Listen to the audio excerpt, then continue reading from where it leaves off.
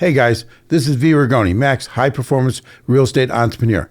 And today we're going to be talking about what are you doing to change your life? What are you doing to make a difference? Are you just going to work? All right, we're talking about all that. But before we do that, hey, let's smash that subscribe button. And we'll talk about hitting that like button real soon. But you probably want to hear a little bit of what we got to say before you hit the like button. I get it. Now, where we're at is that we're sitting here and you're sitting over there and you're doing what you've been doing every single day. You get up, you take a shower, brush your teeth, whatever it is you do, and then you go to work. And you repeat the same freaking thing every single day. Right? Right? I mean, we all have our schedules. We all do what we do. We all have our responsibilities. I don't care if you're single. I don't care if you're married, with kids, without kids. You all get into what? You get in the rut. You get in the freaking rut. So what the fuck are you going to do to change your life? Because you're listening to this podcast and others like this in order to what? Get some ideas to change your freaking life. Otherwise, hasta la vista, baby. Otherwise, it's just entertainment. I know, I can be a bit entertaining. I get it. But the same token, this is about you getting your life on track, doing something different, making your life, living your life the way you dreamed about it when you were 14 freaking years old. You had more imagination. You had more desire and push when you were 12, 13, 14 years old. When you were looking at those posters of the Ferraris and the Porsches that you put on your wall. We're not even going down that rabbit hole of women. We're just going to say you've been wanting to do some things that you've thought about when you were 12, 13, 14 years old. But your parents, everybody told you, hey, grow the hell up, go to school, get a job, and go to freaking work. And that's great. Go to work. Use your job, but use your job to get rich. Don't use your job just to pay your bills and satisfy what other people think you should be doing in your life, whether that be your parents, your friends, your siblings, your spouse. In this day and age, we might say spouses, whatever, your kids. They all have an expectation of you. My question is, what is your expectation of you? And are you moving forward on that expectation? Or did you take that expectation, wrap it all up, and stick it in the closet?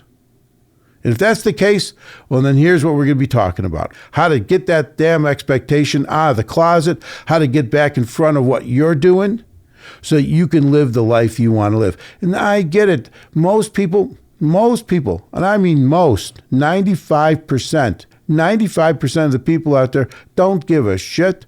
They're just going to go to work. They're just going to be cattle in the field, sheep getting ready to get slaughtered. I mean, that's just the way most people think. Do you just want to be like most people, or are you willing to make some changes? Are you willing to do some things different? So let's talk about that. Let's talk about how to make those changes. Now, some of the ways that we talk about these things is like, things that I've done, things that other people have done. Remember, the vast majority, 90% of millionaires today. And I get everybody wants to talk about billionaires, but hell, if you haven't even gotten to $100,000, it'd be kind of nice to, let's at least talk about millionaires. The billionaires, they stand out there like, like the planets you see, when you're looking up at the sky, right? But let's at least be talking about how do you get to become worth the first 100,000, the first million, the first 10 million. We're all on a journey. We're all on a path in that way because that's what gives you your financial freedom. But if you can listen to what other people, how they've gotten there, what have they gone through? What have they gone through? All right, it's not only interesting, it's not only entertaining, but you use it as a path. Now, your path will never line up directly with what you're learning. You live your own life. You have your own pressures, your own thoughts. But you can at least take things that people have lived, things that people have done, and say, hey, I can apply this. That makes sense to me. Or that's bullshit. You got the right. You got the right to call bullshit on anybody at any time. But does that freaking change your life? If you're on the path and you know what you're doing, God bless you. Stick to it, make it happen, and get going. But for most people, today is going to look exactly like yesterday and 2 weeks ago and a freaking month ago. And for a lot of people, a year ago and a decade ago. So if you're looking to make some changes, listen up, because that's where we're going here. What has happened in the last several years, right? Well, we went into that pandemic. We had to go live with all the bullshit that the government threw out on people. They destroyed millions and millions of businesses in this country. We all know what that was like. The schools closing, all that bullshit that we all had to live through. Should you have a mask on? Should you have a mask off? Now they tell you that the masks on were absolute bullshit, right? And then they tell you that the N95s, they've got so many chemicals in them that they fucking give you cancer. Hey, but that's an argument for a different time. My point is that all this shit's been going on in the last several years, in the last 3 years, since 2020. So what have you done since 2020 that is making a difference in your life today? And I don't want to hear, I work at home, because we know that's just more bullshit. Yeah, you work at home. Maybe you have some more freedom, but that's going to come to an end. You still got to clock in. You still got to sit in front of that computer for 8 hours a day, 12 hours a day, whatever it is you're doing. You're still stuck. So work life has changed a little bit, but you're still freaking stuck. Let me tell you a little bit of what we've done since 2020. Now, we always have run a fairly successful financial practice, but we had focused totally on that. So we're sitting there one day, I think it's like March 2020, and what happened? The whole freaking world came tumbling down, right? The month before that, we're driving Porsches, out in Scottsdale and going to Vegas. Okay, it was February of 2020. Then March hits and it all goes down the shitter. So life can change real fast. So we're watching our book of business. In other words, we're talking about our clients' money that was being managed, that we manage for them. And we're sitting there. And what was the markets doing? Well, when that COVID shit hit, they started locking stuff down and all the what going down, that market sank like a rock. What did it lose? 50%? We're sitting there watching the market drop 1,500 points, 2,000 points a freaking day, whatever the number was. But it was big, day after day after day. You didn't even want to open up the envelope that came from your 401k plan or your IRA. You remember that? Well, we were living it. All right. Now I sat there, my son and I sat there, and we have a local restaurant here in Lake Forest, and we sat there and said, what are we going to do? And I said to him, I've lived through this several times now, and each time I never took advantage of it. Sometimes because I was too young, a lot of times because I was too freaking ignorant, too stupid, didn't know, whatever you want to say. I'm not putting value judgments around that. I'm not putting myself down, but I've always said, it's what you don't know that costs you the greatest amount of money. Let me just tell you the last incident that took place before we move on. It's 2008. We all know what happened in 2008. The stock market busted, right? But before the stock market busted, the year before, 2007, the real estate market busted. It took a year later for the stock market to completely bust out. And remember, I always tell you, real estate is very slow to go up, long cycle going up, very slow to roll over, stays down for a long time, and then is slow to go back up again. What's the great part of that is it gives you tremendous opportunities that you don't have when you're trying to buy freaking Tesla when it's up 20 points in one day, and then you buy it at the end of that 20 points, and then what happens the next day? Okay? Real estate's different, but in any case, it's 2008. We open up our own financial practice. We go totally independent at that time. It means we broke away from no longer, working for a specific company.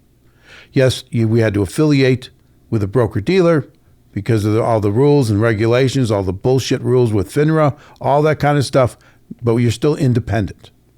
Weren't an employee. It was actually the only period of time I was an employee was for about 6 years in my entire life. I actually worked for this other company They let you open up your own office. You ran your own place, but I always said, you owned the key, but they owned the lock to the door. Well, we had enough. My son had gotten into the business, and then we went out and we opened up our own financial practice. Then from there, we then spent, and when we opened up that practice, it was freaking ridiculous because, we all know what happened in 2008.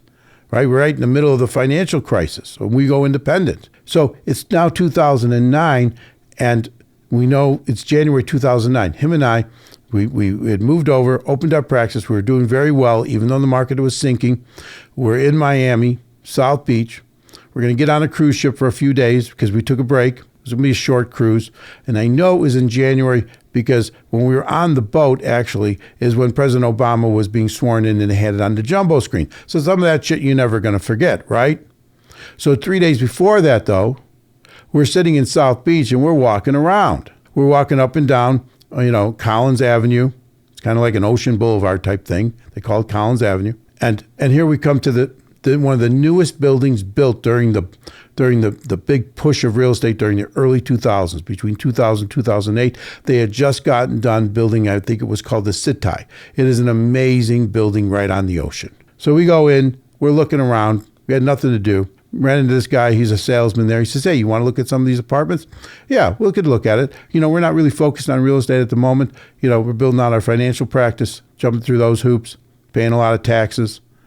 Really kind of stupid, but that's what we're doing. So we go upstairs. We look at one of the apartments. I think it was a one-bedroom or a studio. It was like $140,000. $140,000 looking at the freaking ocean on Collins Avenue in South Beach, Miami. So what do?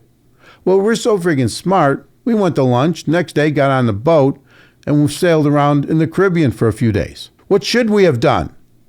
We should have canceled the fucking trip, gone home, sold everything we had at 50% off, whatever the discount would have been, gone back to Miami, and bought every unit we could have bought.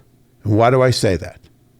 Well, because not too long after that, those things were worth $300,000, and then $500,000, then $800,000, then $1.4 million. That's what we gave up. Instead, we're floating around like two morons on a stupid boat, and we just looked at that gift horse in the mouth. Because why? Well, because we couldn't see the bigger picture. We were stuck in where we were. We had just opened up the financial practice the year before. We were focused on growing that. We were happy what was going on. We had taken a break, and here it is. We're being presented one of the greatest opportunities of a lifetime, and we went and got on a boat. Now, what I'm trying to say to you is that there's always these opportunities that come up. Just wait 5-10 years. I mean, even if it's right now, things are happening that are creating opportunities. You have to be able to identify. It's the old see the forest through the trees.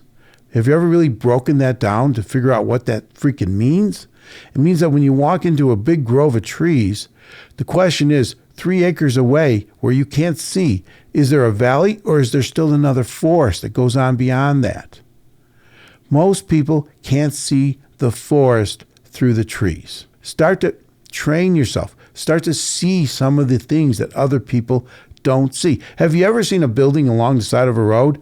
Maybe an old big old bank building or something. It sits there, for years. I can picture one myself right now. It sat there empty for 2 years, and then all of a sudden, somebody with a vision drove past it, bought the freaking thing, redid it, put a new facades on it. Now it's got restaurants in it, medical facility in it, but it sat there because everybody had driven past it did not have a vision until the right person had the right vision. That's what we're trying to get you to understand. In order to move forward, in order to take those dreams, all those things that you put away in that closet, you got to get the vision again. You got to see where you want to be, where you want to go. So there was an opportunity in 2008, 2009 that could have, sure, we still could have had the financial practice. But if we would have gotten rid of, sold everything, raised every dime we could have, and gone and bought 3 or 4 or 5 of those units, whatever it is that we could have afforded, do you think, or 10, do you think life would be different? Life would have been different? I'm just saying. You got to think. Now, so let's fast forward that up to 2020. The world's crashing around us, right? We get, like I said, we were just driving rented Porsches from Scottsdale to Vegas the month before, which was a whole shitload of fun, by the way. Anyhow, so the world's melting down, all right? Stock market is just not melting down. It is freaking just disappearing in front of our eyes. We're watching not only our clients' money going down the drain, we're watching our revenue going down the drain, right? No one knew what was going to happen next. But this time, I said to my son, this shit, I've seen it before. We've seen it before. It was the financial crisis, okay, of '08. There's always different circumstances, but the reality is it always happens. It happened in 1990 during the commercial savings and loan crises that took place in the 1990s, early 1990s, when they created this thing called the RTC that then took over all the apartment buildings, all the assets that banks didn't want when they took over the savings and loans, and then they sold them on pennies on the dollar.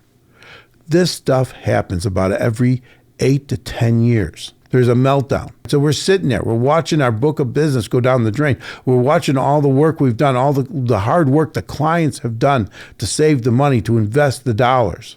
And we're there. And I'm saying to him, we've seen this before.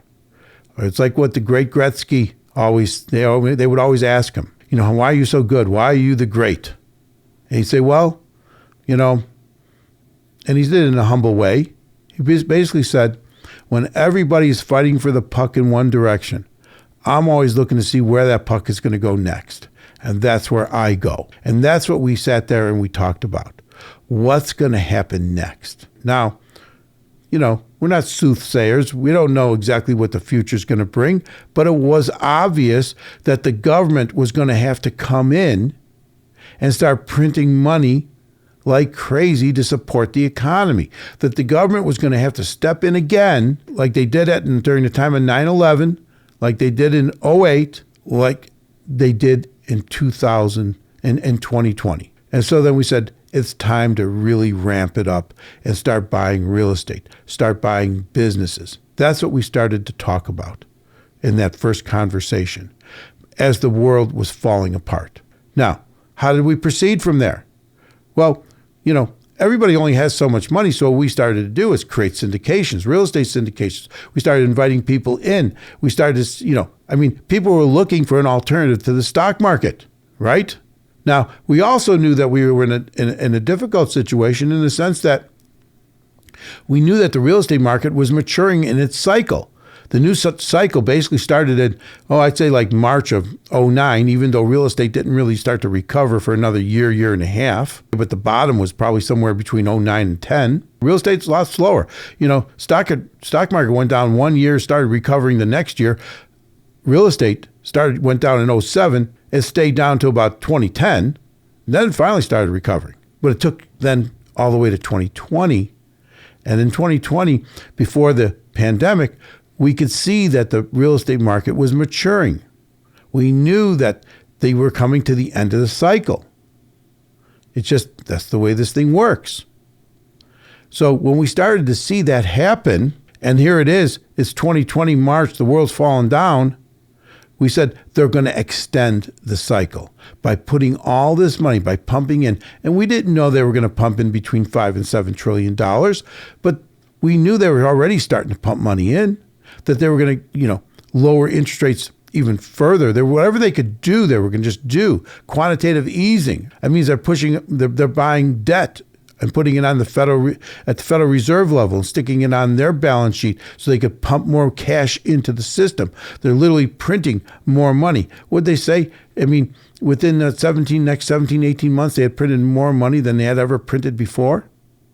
Literally. So when they print this kind of money, what does that do? It stimulates economies. It creates inflation. I lived through this in the 1970s and 1980s. Now, in the 1970s, I was 18 years old, late 70s, I was a kid. I didn't really appreciate it. Knew there was inflation. But when I got my first real estate gig going on in 1980, well, I really knew what the economy looked like then, because I was starting to sell houses in the real estate company, and I ended up having to paint them in order to make enough money to survive. Why? Because they had raised interest rates from 9% all the way to 16.5%, and there was nobody buying houses. So I've gone down this road before. I knew what they were going to do. They were going to create tremendous amounts of money, which was then going to cause inflation. So when we started looking, we started buying apartment buildings, but we knew that we had to be very conservative as to how we were going to finance them, what we were going to look at, because we had also known that we were already technically at the end of one cycle. And so this is kind of the path we went on. But so we bought an apartment building or two. Then we had opportunities to buy a golf course, okay, that was in foreclosure. So we did that. Actually, turned out to be a whole lot of fun. Can't say it was the greatest financial decision we've ever made. It was a good one. I'd say it was a double, maybe a triple. It was not a grand slam, all right? But when everybody was locked down in the beginning of 2021, in the summer of 2021, we were literally on a golf course renovating the grounds of the golf course. Because it had been in foreclosure for 2 years. The grass was 4 feet high. We started the renovation out with myself, my son, my granddaughter. We're all on our own home tractors, just cutting all the grass that was 3 feet high. Then we brought in a crew of 8-9 people, and we spent the whole summer, putting in drainage, putting in sand traps, redoing the greens were all dead. It was just a great time. Something we'll remember forever. When everybody else was locked down, stuck in their house, couldn't go to work, we were out there making that happen. Now that golf course, it's amazing. It's called Hickory Knoll Golf Course in Lake Villa. Even the video that I have on there is from 1.5 years ago. And now those greens, they're just as good as any professional big-time golf course.